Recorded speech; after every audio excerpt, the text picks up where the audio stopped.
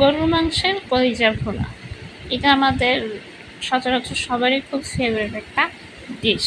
অনেকেই এটা খুব শখ করে আমরা খেয়ে থাকি।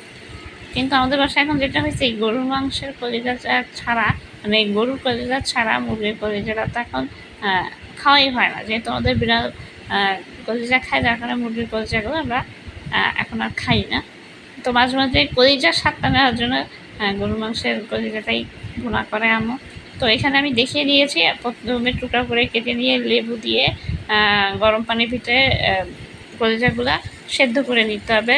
এরপরে হচ্ছে সেদ্ধ যখন হয়ে আসবে, মানে যখন ফুটে আসবে, তখন দেখবেন উপরে অনেক ময়লা ভেসে উঠছে। সেই ময়লাগুলো সুন্দর করে ছেঁকে নিয়ে কলিজাটাকে ঠান্ডা পানিতে ভিজিয়ে, এরপরে কলিজার উপরে একটা পাতলা একটা আবরণ থাকে পর্দার মতো, ওইটাকে টেনে ছিঁড়ে পরিষ্কার করে ফেলতে হবে।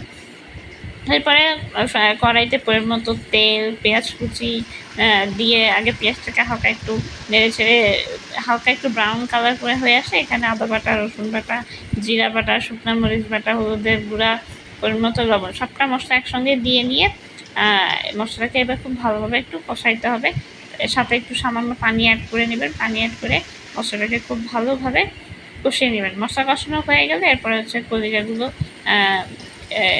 দিয়ে দিতে হবে। দিয়ে এটাকে খুব ভালোভাবে এখন মিশিয়ে নিতে হবে। এর ভিতরে কলিজার ভিতরে যে আলাদা যে জিনিসগুলো থাকে আর কি, ওটা ওইখানের সাথে অ্যাড করে নেবেন, ফ্যাপসা যেটাকে বলে। সবটাই খুব ভালো দিয়ে মশলার সঙ্গে খুবই ভালোভাবে, খুবই সময় নিয়ে একটু নেড়ে চেড়ে কষিয়ে নেবেন। এরপরে হচ্ছে টুকরো করে রাখা আলুগুলো এখানে দিয়ে দিবেন। অনেকে আছে আলুটা পছন্দ করবেন না, যারা আলু দিতে চান না, আলুটা একেবারে স্কিপ করে যাবেন।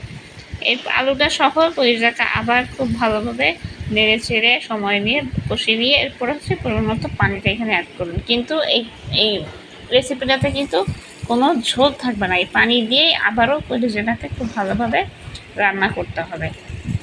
আর অবশ্যই খেয়াল রাখবেন পানিটা যেন গরম পানি হয়।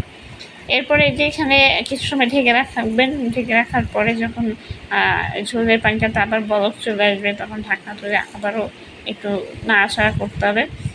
যখন পানিটা একটু শুকিয়ে আসবে, সেই পর্যায়ে আসলে এখানে হচ্ছে ভাজা গরম মশলার গুঁড়াটা এখানে অ্যাড করে দিবেন, সুন্দর একটা স্মেল আসবে।